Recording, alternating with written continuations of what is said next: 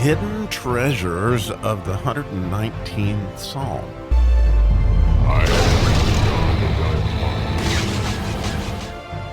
Oh, I love the 8th verse in each of these sections, and today we get to do the 8th verse in the Yud section. So here's literally, it's the miracle verse for the hands of God, and boy, this one would be a miracle, there's no doubt. I'm sure when you hear it. The psalmist says in English, "Let my heart be sound in thy statutes, that I be not ashamed." And so that word sound is not unlike the first verse where it's perfect. And so you'd have a perfectly whole heart. And again, this is where King David was headed. So much of his life was to get that whole heart and for it to be sound in thy statutes, that I be not ashamed.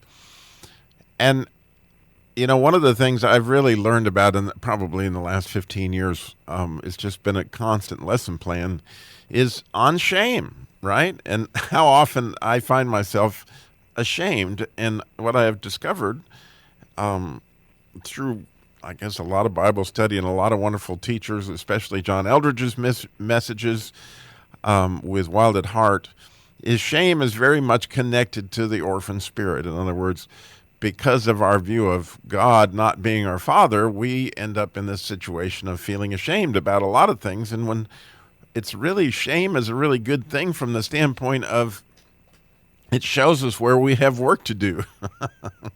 So if you're feeling shame or in something, like a perfect example is, you know, you feel behind in your yard work, or you feel behind in your housework, or you feel behind in your work at work. And there's a shame that's associated with that. Or you walk into, if you're a man, and you walk into a chainsaw store and you know, you feel like you don't know anything about what you're talking about. You know, there's this sense of shame because you're looking for a father, somebody to father you through these many different things. And you know, if you've ever fished maybe and you didn't know how to get the fish off the hook, and you felt like your dad should be there to show you how this stuff's done, or how to tie a knot, or you know, there's just so many different places in life where we feel shame, especially in relationships. And we need a father. And so as we begin to see God as our father and walk in that relationship, is very much has to do with this verse, that we would be sound, because that statutes is the hookum. The idea of these high holy commandments, which require sonship. I mean, they just really, really do. So if our hearts could be sound, if they could be perfect in sonship, we would walk around not like Adam, covering up every place with our fig leaves and posing, but we could walk out of shame. And so here's this opportunity that the Yud, the hands of God, can pray that God will work on our hearts, right? And make them sound, that we would be not ashamed when it came to, you know, how he wants things done as we being his children. And the beautiful thing, if you think about it, you know, the old story, it's a beautiful story about the young boy who was standing on the shore looking out at this cruise ship that was miles and miles away, waiting for it to come. And this man said, why are you so intent on looking at that cruise ship? And the little boy said, well, I want to wave, you know, when it comes close to shore, you know, I want to wave so the captain will see me. And the man says, you don't think that captain is just standing on the, you know, bridge of that ship looking out to see if he could, you know, wave at some kid standing on the shore? And he goes, oh, yeah, he will. He's my dad. Well, that's the picture. That's the picture. And so often when we find ourselves feeling shame, it's a great, like, check engine light on your dashboard flashing, saying, you need to check under the hood. You need to see what God is trying to show you, that you know, he wants to father you through this, and here's ways that he can do that. So I thought I would share a story. It's this crazy story, but if you're the Christian car guy, you maybe understand this, that one of the places that when I first started doing the show, because the National Public Radio show, the Car Talk, was so tremendously popular back when those guys were alive. everybody expected the Christian car guy show to be like a Christian version of Click and Clack.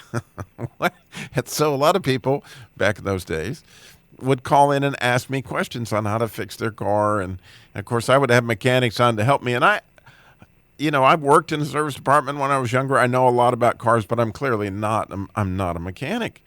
And so there was a lot of shame always for me when people would begin to ask questions and I'm like, I have no idea. Even, the greatest mechanics have areas where they don't have expertise. I can tell you, it's just like a surgeon that works on feet is not necessarily great on hands. And so, or on hearts, whatever the case may be. But my point is that, here I am, I'm supposed to be this, and I would feel the shame connected to this. Well, when we were going through a hard time, we really didn't have a lawnmower for our lawn, and I didn't have the money. And so we actually had to borrow some money to get this old riding lawnmower. And when I checked it out, it seemed fine, and everything was good because we had a great big yard in this house. This was, maybe 10, 12 years ago. It was right after I started going to boot camps and finding out about this message about walking with God as Father. Well, unfortunately, the man who sold me the tractor didn't mention that almost every single time that you mow with this particular engine, you need to check the oil. So like the third time I mowed with my brand new used lawnmower, the engine seized. I mean, literally. And so here I was with this lawnmower with a seized engine, right? And I didn't have the money. I'd spent in fact, I borrowed the $500 to get the lawnmower. And so I was just in a pickle. My wife was not happy. Like, what have you done? We got to get our lawn mowed. And so I found a used new engine or whatever on eBay that was a 12 horsepower that would fit this particular lawnmower, and it was only like $110. And so, believe it or not, I still can't believe I did this, but I had the courage. I was like, I'm going to walk with you, God, on this.